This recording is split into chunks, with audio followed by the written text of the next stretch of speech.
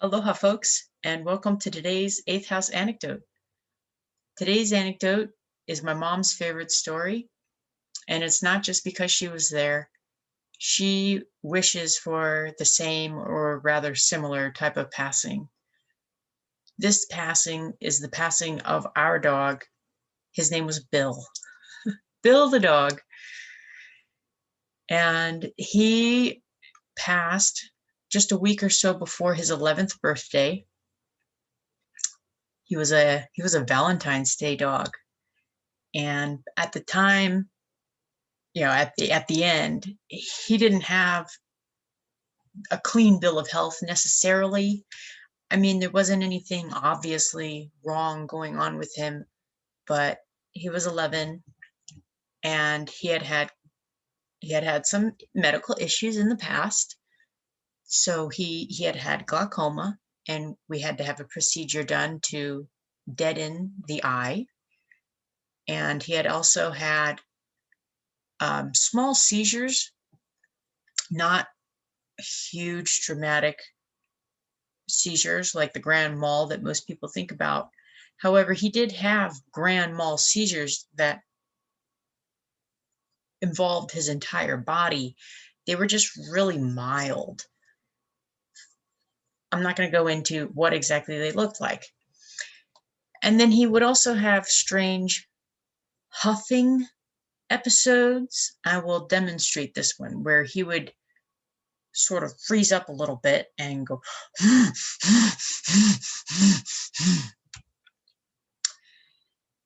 and those were the three major things. He might have had a little bit of allergies here and there too, especially you could see it in his skin at certain times of the year and when he would get exposed to certain things. So that was Bill by the time he was 11. And this particular weekend in February, I was going to go to Death Valley because we had had a very wet winter. And so the valley was going to be experiencing a super bloom. Every spring they experience a dramatic wildflower bloom, but every dozen, 14, sometimes up to 20 years or so, when we get a really good winter, we have what they call the super bloom. And we had one of those in 2016. So I wanted to go with two of my friends and, of course, take the dog along. Who wouldn't want to run through a massive, rare meadow with their dog? And so the night before, I fed him dinner, and he had a very strange episode. As I mentioned before, I listed out his major health conditions that I was on alert to keep an eye out for. And so because of the breathing and the mild seizures, I thought maybe he was having some sort of an asthmatic attack when I was trying to feed him dinner the night before we went out. And I had never seen anything like this before. I didn't know what it was at the time. I just knew that this was something beyond what I'd ever seen him experience. And he didn't seem right afterwards. He didn't seem right. So he slept in the bed with me. And the next morning, he still wasn't right. He didn't want to get out of bed. Didn't really want to eat breakfast. So I called my mom, who's a nurse, and I took him. I dropped him off at my parents' house before my friends and I went and we just had a beautiful day at Death Valley, prancing through the meadows. Found a really awesome rock. If you know me and you want to know about the rock that I found the day before my dog died, ask. It's actually right there, and I'm not going to turn the camera for you to see it. You have to ask. So the next day I come home. No. That night I came home. But the next day, my mom calls me, and she proceeds to give me updates about the dog. He seemed really low energy the day before, which was the day I had dropped him off. That was the day I was out having fun with my friends. Didn't know what was going on with the dog, but I fully trusted him with my mom. And she monitored him all day, and she said he had done some strange things, like while he was walking through the house at one point, he seemed to lose his strength and he leaned against the wall and was walking leaning against the wall. So they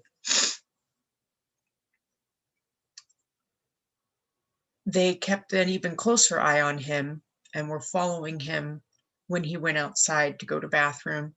And that was when they noticed that he was having some issues going to the bathroom.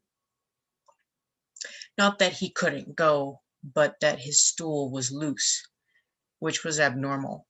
So that night, he would normally sleep in a kennel. That was his cave, his safe place.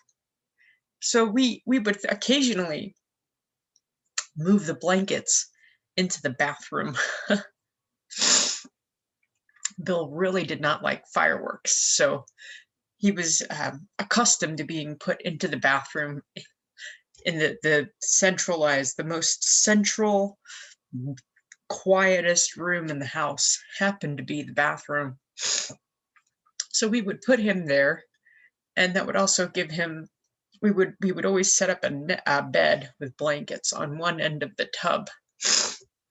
That way, if he had to go to the bathroom, he would just go on the other side of the tub. It actually was a really smart dog. It worked really well. And the result was he had bloody stool, might have even had bloody urine, which we could only tell for certain because my mom had kept him in the bathroom the night before. And as a result, they took him to the vet first thing in the morning and called me. And what happened was he had had a massive heart attack. Or rather, let me back up a moment. What they found was Bill had renal failure. And upon further investigation, they recognized that he also had an arrhythmia with his heartbeat. And my mom, being the nurse that she is, was able to determine that he had had a heart attack. I can't remember what the vet had said originally, but my mom said that what they told her didn't make sense. And so she actually called some of her doctor friends / coworkers to get a better understanding of what was really going on with him. So he had had a heart attack at my house, which I thought was an asthmatic attack. And that heart attack was so massive, it must have given him the arrhythmia and eventually resulted in his kidneys shutting down. And the question was right then and there proposed to my family, do we want to try to save him? Do we want to put him on dialysis? And considering he was such a small dog and he had all the health things prior, we decided not to do dialysis. So the next question was, okay, well, he's not going to make it. He's struggling severely with his health even now. Would you like us to put him down? We can put him down here now at the veterinary hospital, or we can send a mobile vet. Of course, we wanted the mobile vet. And that's what happened. My parents took the dog home. I got myself ready, drove over to my folks' house, and there we all were. In his favorite spot, He liked to sunbathe, so we had him on the stairwell, his favorite spot in the sun. The whole family was gathered around him on the stairs, and all four of us, spent some time with him, and then my mom and my stepdad left to give my brother and I a moment with him. I was 15 when we got this dog, and my brother would have been 10.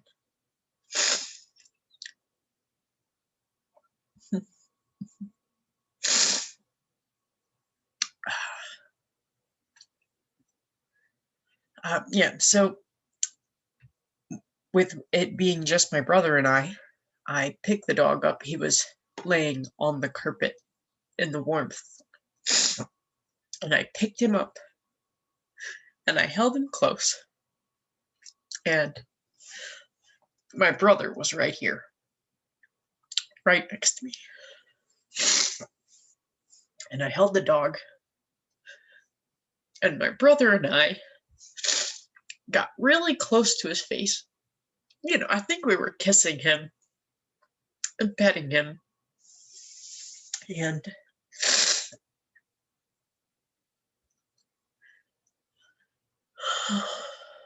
then he took a really big breath. He was very still the whole time. And I was holding him. My brother and I leaned in, and he took a big breath. His back arched. Now, I'm going to do this through my mouth because I've been crying and I don't want to get snot everywhere, but he did it through his nose. It was kind of like a sneeze. It was that final breath.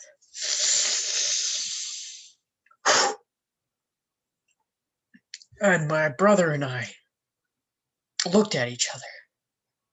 And we looked back at the dog. We looked at each other again. And that was it.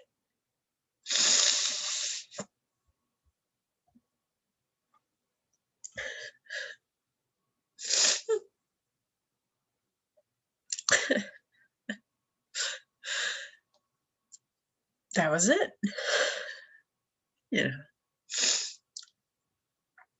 Half an hour later, the mobile vet came, took a nice little clay paw print, took a little snippet of his hair,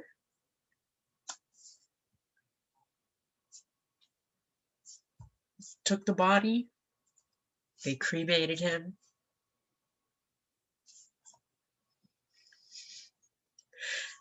It's basically the way that my mom wants to go. Sounds great to me. I have my own ideas about how I'd like to go, but it's a lovely way. I would love that passage for most people. Most people. I have my own ideas about how I want to go. But thank you for listening. The moral of the story is death is great. Death is full of love. Mahalo.